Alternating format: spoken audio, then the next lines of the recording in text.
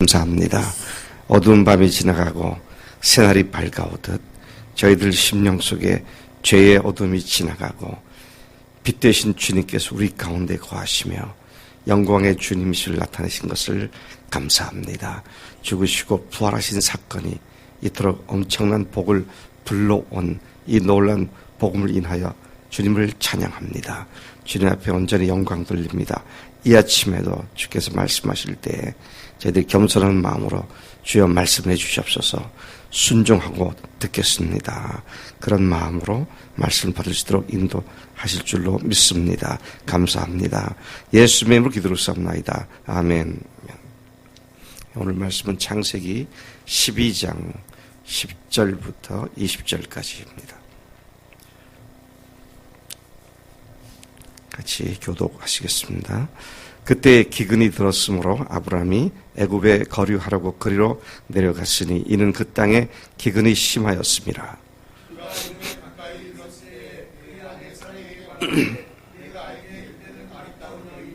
애굽 사람이 그들을 볼 때에 이르기를 이는 그의 아내라 하여 나는 죽이고 그대는 살리리니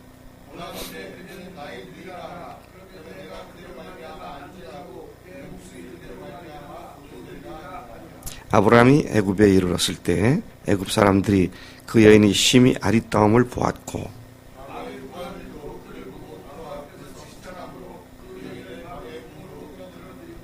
이에 바로가 그로 말미암아 아브라함을 후대함으로 아브라함이 양과 소와 노비와 암수 나귀와 낙타를 얻었더라.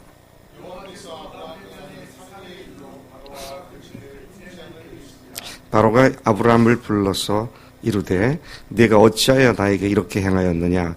네가 어찌하여 그를 내 아내라고 내게 말하지 아니하였느냐?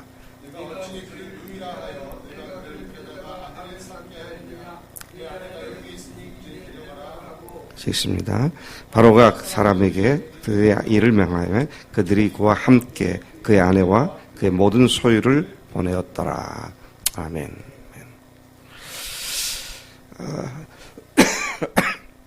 저는 아브라함의 생애에 관한 기록들 중에 이 부분이 성경에 기록이 안 됐으면 더 좋았지 않았겠나 그런 생각을 해봅니다.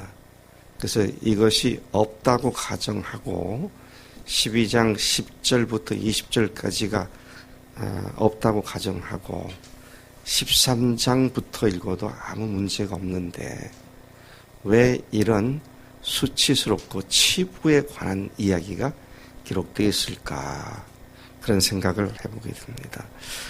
제가 가장 경멸하는 남자가 바로 이런 사람입니다. 자기 아내 팔아먹고 저는 그 덕에 사는 제비족들 말이죠. 네, 이 남자로서는 정말 치사하고 참 어떻게 평가를 해야 할지 생각할 수 없을 만큼 그런 아주 비루한 그런 모습이 바로 오늘 이 아브라함의 모습입니다. 이상하지 않습니까? 모세가 이스라엘의 역사를 기록했다. 그렇게 본다면 창세기를 모세가 기록했다. 그러면 우리 조상에 관한 치부의 얘기를 이건 빼자. 그리고 굳이 안 써도 괜찮을 것 같은 내용을 왜 썼겠어요? 여기 보면 모세가 쓰긴 썼지만 저자는 하나님이세요. 하나님이 하나님의 뜻을 갖고 그것을 기록하게 하셨구나. 그래서 성경은 거짓이 없는 책이다. 조금만 우리가 누구를 좋아하게 되면 미화시키잖아요. 그래서 우리가 간증할 때 참 조심해야 하는 게 간증을 내 간증을 하는 거니까 내가 거기다 약간의 과장을 해도 누가 뭐라 그러겠는가. 그래서 아 해야 할 때를 그러고요. 오 해야 할 때를 우 그러면서 자기를 은근히 과시하는 이런 것이 인간의 습성입니다. 더더구나 객관화시키는 기록에 있어서 그것도 역사를 기록함에 있어서 역사를 깊이라는 사람들은 당연히 미화시키게 돼 있죠. 근데 오늘 보면 제가 아까 그런 얘기 했습니다만은 아브라함이 인류 최초의 제비족이었구나. 그런 생각이 들어요. 참 기가 막힌 이야기가 기록되어 있습니다. 참 실수도 가감없이 그대로 기록하고 있는 말씀이구나. 아무리 생각해 보아도 이런 기록은 이스라엘 사람들에게 또 이스라엘 역사에 별로 좋게 남을 수 있는 것이 아니었는데도 불구하고 그냥 그대로 다 기록을 했구나. 이스라엘 조상이 이런 유약하고 기회주의적이고 거짓으로 생존 수단을 삼고 아내를 앞세워서 저만 살겠다는 이런 사람의 후손들이구나. 자, 이러면 누가 이스라엘을 좋게 보겠습니까? 그런데 거기서 한 걸 더 나아가서 한 민족, 더 나아가 믿음의 조상으로 평가되는 아브라함의 이런 모습을 하나님께서 기록하게 하신 이유가 뭘까 생각을 해보면 하나님의 택하심과 또 사용하심은 전혀 우리의 어떠함 때문이 아니라 전적으로 하나님의 주권적인 은혜요 선택이구나. 이런 사실 앞에 다시 머리를 숙이게 만드는 그런 내용이라고 생각되어집니다. 하나님께서는 그런 비겁한 자도 사랑하시고 또 사랑하시기 때문에 그들을 사용하신다는 사실을 보여주고 있습니다. 아브라함을 그렇게 사랑하심은 그가 사랑받을 만한 어떤 자질이나 어떤 자격이나 어떤 짓을 해서가 아니라 전적으로 하나님의 은혜임을 말씀해주고 있는 것을 보게 됩니다.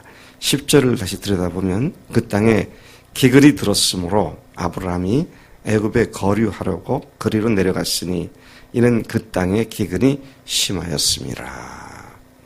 이미 가나안 땅에 도착했을 때 이 땅을 내 자손들에게 줄 거다. 그렇게 약속을 했는데 우리가 12장 9절 보면 점점 남쪽으로 옮겨갔더라. 그리고 결국 어디까지 갔느냐. 오늘 보니까 애굽에까지 내려가게 됩니다. 애굽이 어떤 곳입니까? 함 자손의 가장 밀집된 지역 중에 하나였고 또 먹을거리가 풍부해서 걱정거리가 없는 그런 곳에 아브라함이 기어 들어갔다. 이런 말씀을 기록하고 있는 것입니다. 극심한 가뭄으로 먹거리가 없으면 누구나 먹거리가 있다고 하는 것으로 옮겨가는 것은 자연스러운 일일 것입니다. 비록 그는 영원히 눌러 앉아 애굽에서 살려고 간 것은 아니었지만 적어도 그가 애굽으로 내려간 것은 믿음의 행위는 아니었던 것이 분명합니다. 여러분, 종종 우리는 지극히 자연스러운 일이기 때문에 한다는 이유로 믿음의 행위가 아닌 인간적인 생각으로 살아갈 때가 굉장히 많이 있어요. 빨리 깨달아야 합니다. 내가 지금 어디에 들어와 있나, 어디까지 기어 들어왔나, 이 생각을 빨리 해보는 것이 필요하죠. 하나님께서 그 땅을 주셨다고 말씀하셨으면 그 사실을 믿고 가뭄도 거기에서 극복할 수 있는 믿음의 본보기가 되어 마땅하지만 그런 환경을 따라 발걸음을 옮기는 그런 유약한 사람이었습니다. 이러한 그의 사려 깊지 못한 가벼운 행동은 후에 심각하고 무거운 문제를 야기시킨 것을 잘 알 수 있습니다. 바로 그것이 먼 훗날 얘기 아니라 바로 그 뒤에 따라온 이야기죠. 11절부터 13절까지의 그는 특히 가나안 족속들로 함의 후손들로 가득한 애굽에서 자신의 목숨을 위협할 수 있는 자가 바로 자기 아내라는 사실을 하게 되었습니다. 말이 좀 이상하죠? 아내가 자기의 목숨을 위협하겠구나. 왜요? 그걸 보니까 사례가 보기에 너무도 아름다운 절세 가인이었기 때문에, 절세 미인이었기 때문이죠. 자기 눈에만 그런 것이 아니라 제3자가 봐도 내 아내는 분명히 아름다운 여인으로 볼 것이다. 그때 나이가 벌써 65세가 넘었을 텐데 얼마나 아름다웠으면 65세가 넘은 아내 때문에 자기가 죽임을 당하지 않을까 이런 생각을 했을까. 그래서 여러분 여자가 너무 잘생겨도 문제예요. 우리 총각들 나는 잘생긴 여자와 결혼하겠다. 평생 고생할 수 있어요. 조심하세요. 그냥 수수하게 생기면 딱 좋아요. 우리 게 자매들 보니까 다 수수하게 잘생겼어. 자, 그래서 아브라함이 꾀를 내죠. 그런 일이 닥치면 여보 사례 우리가 온누이 관계라고 얘기를 하자. 이 말이 틀린 말입니까? 사촌지간이에요. 사촌 오빠예요. 당시에 뭐 인종이 많지 않았으니까 그렇게 근친 결혼을 했죠. 이거 틀린 말은 아니에요. 거짓말은 거짓말인데 틀린 말은 아니야. 이게 참 묘한 얘기입니다. 절반만 거짓말이고 절반만 진실이고. 야, 참 여러분 조심해야 합니다. 우리가 죄를 지을 때요. 어떻게 교묘히 합리화하냐면 절반은 진실을 갖고 그리고 절반을 왜곡시킵니다. 이게 뭐 아브라함이 그러니 우리도 그런 존재구나 하는 걸 다시 한번 거울을 비추어 생각하지 않을 수가 없습니다. 그래서 그대를 보면 나를 죽이고 빼앗을 것 같으니까 당신을 누이라고 그러고 당신 나를 오빠라 그러자. 그렇게 해서 내가 그대로 말미암아 안전하고 내 목숨이 그대로 말미암아 보존될 것이다. 그렇게 말하죠. 14절부터 16절까지 보니까 아브라함이 예측한 대로 그 가족 일행이 애굽에 도착했을 때 애굽 사람들이 그 여인이 심히 아름다움을 보았고 바로의 고관들도 그를 보고 얼마나 아름다웠는지 그 고관들이 바로 앞에서 그 여인에 대한 얘기를 합니다. 저쪽 위에서 내려온 어떤 사람이 있는데 그 사람과 함께 온 여자가 있습니다. 폐하 참으로 아름다운 여인이 아닐 수 없사옵나이다. 그렇게 간언을 했겠죠. 그러니까 그 여인을 바로의 궁으로 이끌어 들인지라. 궁으로 들어가게 되죠. 이에 바로가 그로 말미암아 아브라함을 후대함으로 아브라함이 양과 소와 노비와 암수 나귀와 낙타를 얻었더라. 막상 그러한 문제에 부닥치게 되었을 때 진짜 그야말로 아브라함은 제비족이 되고 말았습니다.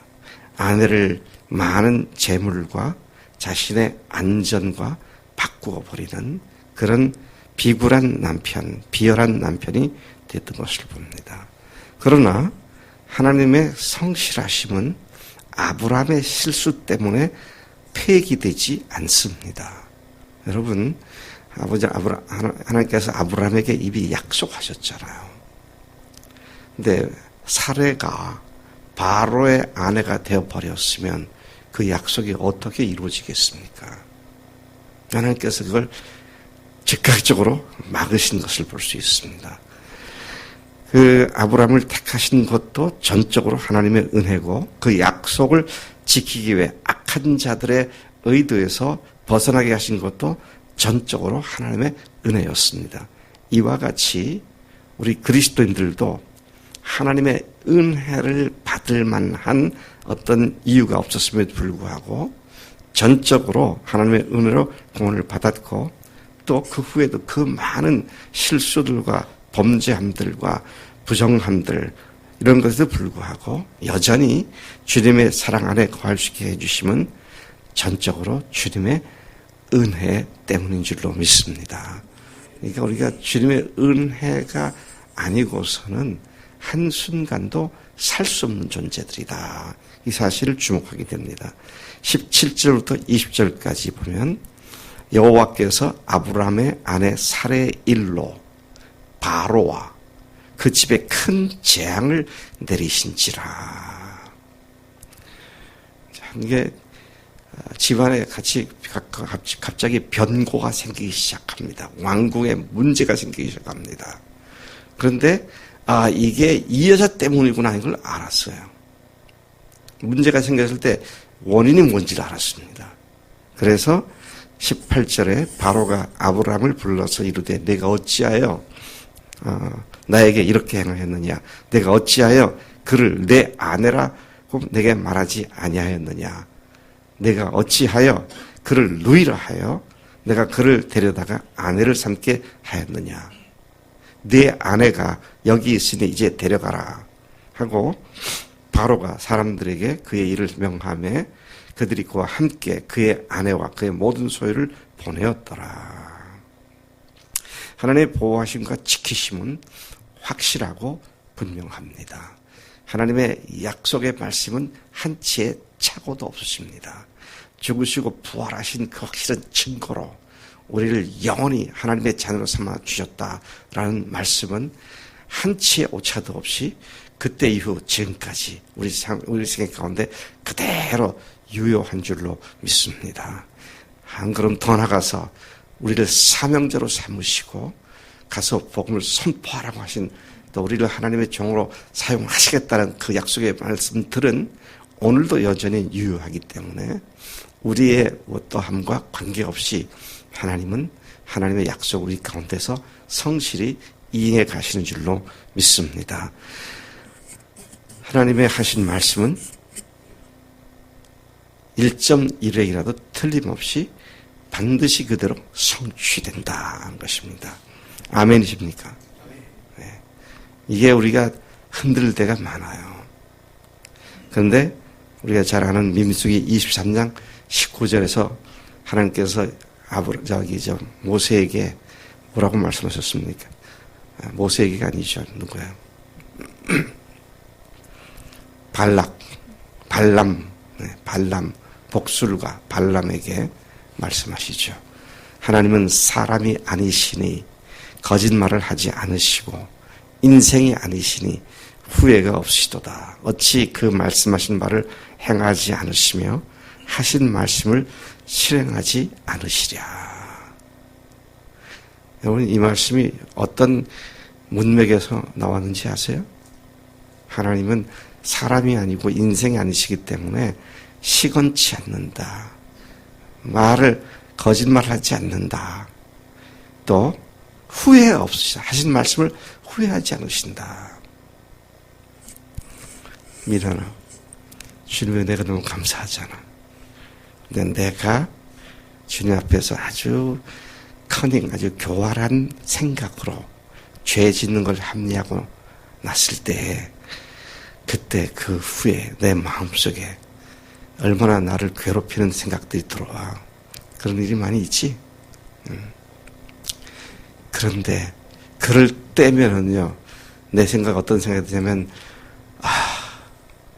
하나님께서 나를 택하신 걸 후회하시겠구나. 이렇게 아주 괴악한 존재를 사랑하셔서 하나님의 아들로 삼았다는 것을 나 같으면 내가 하나님 같았으면 후회하고도 100번 후회하고도 남았겠구나. 그럴 때가 우리가 있습니다. 근데 하나님은 후회하지 않는다. 지금 이게 발락 왕이 발람 복술가를 모압 평지가 내려다 보이는 비스가 산에 올라가서 저들을 저주해라. 자기 나라로 오고 있으니까 저주하라는 거예요. 그러니까 저주해도 괜찮아. 왜? 그들이 출애굽한 이후에 한 짓을 봐. 그들이 그런 어마어마한 하나님의 은혜를 경험하고도 원망하고, 그래서 하나님께서도 광야에서 그들을 수만 명을 죽이기도 하시고 그렇게 하셨잖아. 저들은 저주를 받아도 충분해. 왜? 하나님은 지금쯤은 후회하고 계실 거야. 그러니까 발람, 내가 마음껏 저주해.